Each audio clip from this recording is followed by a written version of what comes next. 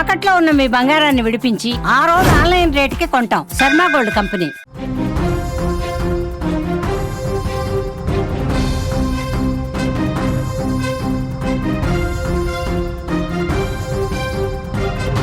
తమిళనాడులో మరొక దారుణం జరిగింది. భార్యలు బరి తెగిస్తున్నటువంటి ఘటనలు ఎక్కువైపోతున్నాయి. వివాహేతర సంబంధాల కోసం మొగుళ్లను చంపేస్తున్నారు. తమిళనాడులో మరొక దారుణం జరిగింది. ప్రియుడితో కలిసి భర్తను హత్య చేయించింది భార్య. కుమార్తె సాక్ష్యంతో అడ్డంగా దొరికిపోయింది తల్లి. భార్యలు బరి తెగిస్తున్నారు. ప్రియుళ్ల మోజులో పడి భర్తల ప్రాణాలు అన్యాయంగా చంపేస్తున్న ఘటనలు నిత్యకృత్యమైపోతున్నాయి. తాము తప్పులు చేసి ఆ తప్పులకు భాగస్వామిని బలి చేస్తున్నారు. కొందరు భార్యలు చేస్తున్న పనులు పెళ్ళంటేనే భయపడేలా చేస్తున్నాయి. తమిళనాడులో మరొక ఘోరానికి సంబంధించిన వార్త మనం చూస్తున్నాం. ఎదిరింట్లో ఉండే యువకుడితో వివాహేతర సంబంధం పెట్టుకున్న భార్య భర్తను అతడితో హత్య చేయించింది. సినిమా రేంజ్లో హత్యకు ప్లాన్ చేసింది. కానీ కుమార్తె సంజయ్ మామ చంపాడు అని పోలీసులకు చెప్పడంతో అడ్డంగా దొరికిపోయారు ఇద్దరు కూడా. వేలూరు జిల్లా ఒడుకత్తూరు వద్ద కుప్పంపాళ్యానికి చెందిన భారత్ వంట మాస్టర్. అతడికి 5 ఏళ్ల కిందట నందినితో పెళ్ళైంది. వారికి 2 కుమార్తెలు కూడా ఉన్నారు. ఇద్దరు 5 ఏళ్లలోపు వారే. వృత్తిరీత్యా చెన్నైలో రెస్టారెంట్లో భారత్ పనిచేస్తున్నాడు. వారానికి 2 రోజుల్లో ఇంటికి వచ్చి వెళ్తుండేవాడు. ఈ క్రమంలోనే ఈ నెల 21న ఇంటికి రాగా బైక్పై భార్య చిన్న కుమార్తెను బయటకు తీసుకెళ్లి తిరిగి వస్తుండగా రోడ్డుకు అడ్డుగా ఉన్న కొబ్బరి మట్టలు దాటే ప్రయత్నంలో కింద పడిపోయాడు. వెంటనే అక్కడున్న ఓ వ్యక్తి భారత్పై కత్తులతో దాడి చేసి చంపేసినటువంటి పరిస్థితి ఉంది. ఎవరో తమ భర్తను చంపేసి పారిపోయినట్టు సీన్ క్రియేట్ చేసింది ఆ తల్లి. పోలీసులకు పొంతం లేని జవాబులు చెప్పింది. సీన్లో ఇక్కడ చూస్తే 3 ఏళ్ల కుమార్తెను పోలీసులు ప్రశ్నించారు. అసలు ఏం జరిగిందమ్మా, ఏమైంది, ఎలా జరిగింది అని అడిగారు పోలీసులు.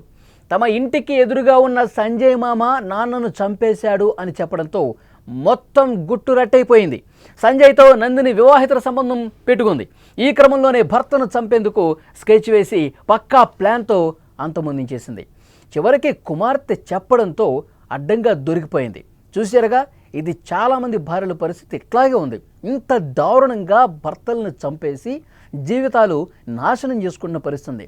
మరి ఆ పిల్లలు ఇప్పుడు వీళ్ళిద్దరూ జైలుకి వెళ్ళిపోతారు. చంపినందుకు భార్య, చంపినందుకు ప్రియుడు.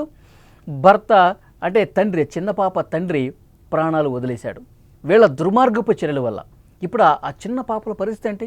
వాళ్ళకి తల్లిదండ్రులు ఇప్పుడు ఎవరున్నారు? వాళ్ళ బాగోగులు ఎవరు చూసుకుంటారు? తల్లి ఇంత దుర్మార్గంగా ప్రవర్తించింది అంటే ఎంత దారుణంగా చూడాల్సినటువంటి అవసరం ఉంది. పూర్తిగా తమ జీవితాలని నాశనం చేసుకుంటున్నారు. భార్యలు ఎంతగా బరితెగిస్తున్నారు చూడండి. ప్రియుళ్ళ మోజులో పడి భర్తల్ని ప్రాణాలు పూర్తిగా హరించేస్తున్నారు, చంపేస్తున్నారు. నిత్యం దేశంలో ఎక్కడో చోట ఇవి జరుగుతూనే ఉన్నాయి. తప్పులు చేస్తారు, ఆ తప్పుల్ని కప్పుపుచ్చుకునేందుకు తప్పుల మీద తప్పులు చేస్తున్నారు. పూర్తిగా భాగస్వామిని, భర్తల్ని దారుణంగా నయవంచనకు గురిచేసి ప్రేమను నటించి చంపేస్తున్నారు.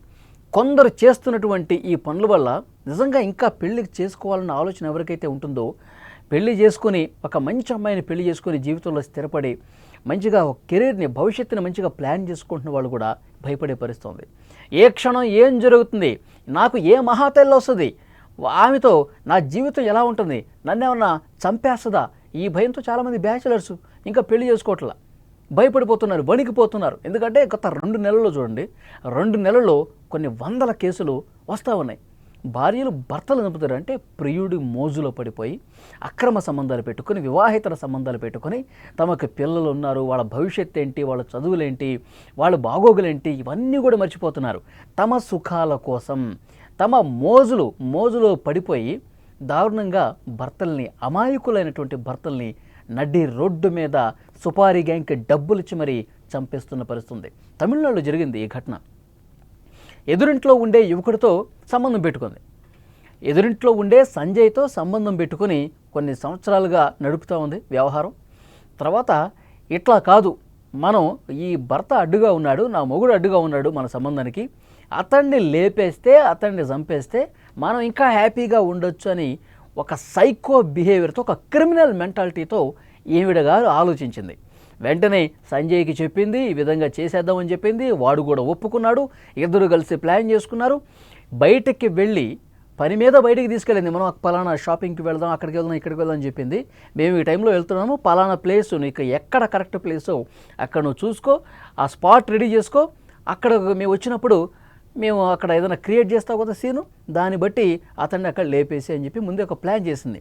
మొత్తం సలహాలు అన్నీ కూడా, ఈ క్రిమినల్ సలహాలన్నీ కూడా భార్యలే డిజైన్ చేసి ప్రియుడికి చెప్తున్నటువంటి పరిస్థితి ఉంది. వెంటనే వాళ్ళు అనుకున్న ప్రకారం బయటకు వెళ్ళారు, పాపతో కలిసి బయటకు వెళ్ళారు. తిరిగి వచ్చే క్రమంలో అక్కడ కొబ్బరి మట్లు రోడ్డు మీద ఏదో ఒక గందరగోళంగా పడేస్తుంది. అక్కడ స్లిప్ అయ్యాడు, అతను కింద పడ్డాడు. పడిన వెంటనే ఈ తల్లి కూతురు పక్కకు వచ్చేసారు. పక్కకు వచ్చిన తర్వాత వీడు ఉన్నాడు కదా, వీడు ఇంకొంతమందిని వేసుకొచ్చి చాలా దారుణంగా భర్తని చంపేసిన పరిస్థితి ఉంది. స్పాట్లో చనిపోయాడు. వెంటనే ఈ కేసు ఇన్వెస్టిగేషన్ చేసే క్రమంలో పోలీసులు వచ్చినప్పుడు ఎవరో దుండగులు వచ్చారు, దారి వెంట వచ్చినటువంటి దుండగులు మమ్మల్ని ఆపేసి ఈ విధంగా మా భర్తని చంపేశారని చెప్పి కన్నీరు గార్చింది, యాక్టింగ్ చేసింది. ఇలాంటి యాక్టింగ్లు ఈ మధ్యకాలంలో చాలా చూస్తూనే ఉన్నాం. మొగుడిని చంపేయటం, తర్వాత ఏం జరిగిందో ఏమో తెలియదు, నా మొగుడు చచ్చిపోయాడని చెప్పి గుండెలు బాదుకుంటూ ఏడవటం. ఈ యాక్టింగ్ అనేది సర్వసాధారణం అయిపోయింది ఇలాంటి మహిళలకి. సో డెఫినెట్గా పోలీసులు ఇన్వెస్టిగేట్ చేసినప్పుడు పిల్లలు దేవుళ్ళతో సమానం అండి. పిల్లలు అబద్ధాలు చెప్పరు. పిల్లలు ఏం జరిగిందో తాము చూసినట్టుగా స్పష్టంగా నిజాలు చెప్తారు, నిజాయితీ చెప్తారు. ఎలాంటి కల్లా కపటం లేనటువంటి పిల్లల మనస్తత్వాలు నిజమైనవి అని చెప్పి పోలీసులు ఆ పాపని క్వశ్చన్ చేశారు. ఎందుకంటే ఆ పాపతో కలిసి వాళ్ళు బయటికి వెళ్ళారు కదా, తిరిగి వచ్చే క్రమంలో ఇది జరిగింది కదా, ఆ పాప ఉంది కదా స్పాట్లో. ఏం జరిగిందమ్మా, ఎవరు చేశారంటే క్లియర్గా చెప్పింది. ఎదురింట్లో ఉంటాడండి సంజయ్ మామ, ఆయనే మా డాడీని కొట్టి ఈ విధంగా చంపాడని చెప్పి నిర్మోహమాటంగా చూసినట్టు చెప్పేసరికి పోలీసులు అస్సలు విషయం మొత్తం బయటపెట్టేశారు. గుట్టు రెట్టయిపోయింది. ఆ పాప కన్న కూతురు నిజాలు చెప్పడంతో దొరికిపోయింది. వెంటనే ఇద్దరిని తీసుకెళ్లి బొక్కలో వేశారు. ఇప్పుడు ఆ కుటుంబ సభ్యులందరూ కూడా రోధిస్తూ ఉన్నారు. ఇంత దుర్మార్గమైనటువంటి ఆలోచనలతో ఆ భారత్ పేరెంట్స్ కావచ్చు, కుటుంబ సభ్యులు ఇలాంటి నీచపు మనస్తత్వపు దానిక మేము మా అబ్బాయిని ఇచ్చి పెళ్లి చేసింది, ఇంత దారుణంగా బిహేవ్ చేస్తుందా? ఇప్పుడు ఈ పిల్లల సంగతి ఎవరు చూడాలి? పిల్లలకి తండ్రి తల్లి లేకుండా పోయింది. ఈవిడ గారేమో జైల్లో పోయింది, పాపం తండ్రి ఏమో చనిపోయిన పరిస్థితుంది. ఈ పిల్లలు బాగోలు ఎవరు చూడాలి? వాళ్ళ కుటుంబ సభ్యులు చూడాలి. ఇక తల్లి లేనటువంటి, తల్లి ప్రేమ దక్కనటువంటి ఆ పిల్లల భవిష్యత్తు ఏ విధంగా ఉంటుంది? పూర్తిగా కుటుంబం పూర్తిగా సర్వనాశనం అయిపోయింది. ఇలాంటి ఆలోచనలు అవసరమా? ప్రియుడు మోజులో పడి వివాహేతర సంబంధాలు పెట్టుకొని ఇలాంటి జీవితం అవసరమా? ఇలాంటి దుర్మార్గమైనటువంటి ఆలోచనలతో తమ జీవితాల్ని, పచ్చని కాపురాలని కొలాప్స్ చేసుకుంటున్నటువంటి, నాశనం చేసుకుంటున్నటువంటి ఇలాంటి సైకో మహిళలు చాలామంది ఉన్నారండి. ఈ మధ్యకాలంలో మనం చూడలేదా? పాపం అమాయకులైనటువంటి మొగుళ్ళని ఎంత దారుణంగా చంపేస్తున్నారండి.